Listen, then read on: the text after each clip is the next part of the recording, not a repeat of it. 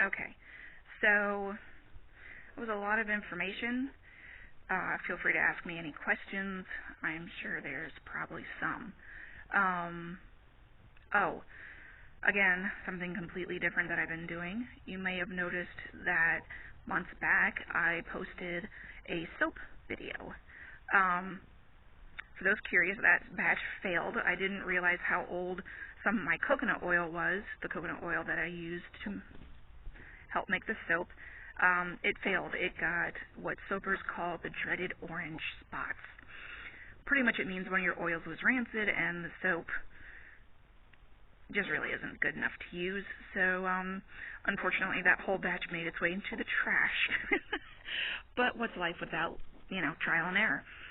My next batch, which was all lard, did very well. I used it in my homemade laundry detergent, and it worked out really well. And, in fact, right now actually, throughout the whole year, I've made maybe 5 batches of other soap. I actually made a coffee and chocolate soap twice. I made a calendula-infused sunflower oil soap once, and I put a little bit of fragrance in it that you would get from a craft store. And you kind of have to bring the soap up to your nose to smell it, but it smells nice. All my other soaps, when I tried to put a scent in it, it didn't seem to be enough to survive what's called the saponification process. For now, my soap is just for me to learn and have another hobby to make me happy. Because if you're not making yourself happy, what's wrong? What's wrong with that picture? Always do something to make yourself happy. Unless it's world domination, then, skip that. Don't ask me where that came from. But as for soaping, actually I'm giving some as gifts this year. Not to everybody that I know, because there's not enough soap. Since that first soaping video, I did go ahead and get myself a silicone, what they call a log mold. It was actually on Amazon for, I don't even remember, $10, maybe, something like that. It was being advertised as a bread loaf silicone mold or a soap log mold. Why soapers call them logs, I don't know. It's just how it evolved, I guess. Maybe someone thought it looked like a log of wood at some point. Again, you'll have to ask someone way more experienced than me how that came about, because I'm clueless. But I have the one log, and I've only made, like I said, maybe 5-6 batches the entire year. And so I don't have enough soap for all of my friends and family down here, but I plan on continuing to give them as gifts for birthdays or just maybe whatever special occasion, maybe just because I want to.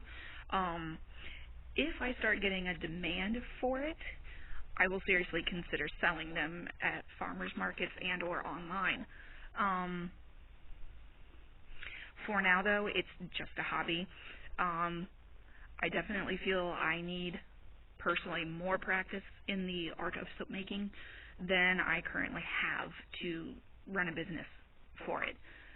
So, no business on the soaping for now, but with enough good feedback, I will seriously consider it. For now, I'm doing, again, with the crafts I am planning on bringing out next year, stick incense with essential oils or plant-based fragrances, and there's 100% plants, 100% organic for those. Again, the loose resins that you saw and the cone resins that I plan on putting together myself of these from what you've seen, the powdered and the shredded plant materials and or resins. I'm seriously considering doing candle making and using essential oils and those plant-based fragrances for that purpose as well, but I'm debating on how I want to package my candles. I don't want to do the tin because have you ever touched a tin even 10 minutes after you blew a candle out? It smarts. It smarts a lot. Ow. So tin, metal is definitely not in my future.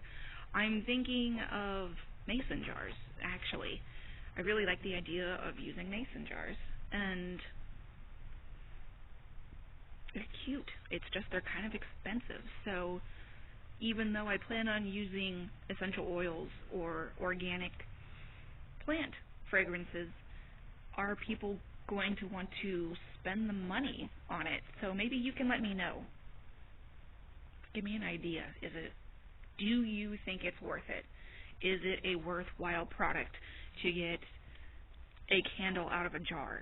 Which a pint jar, I don't know, $5? Is that a good price? Is that too much? Is that too little?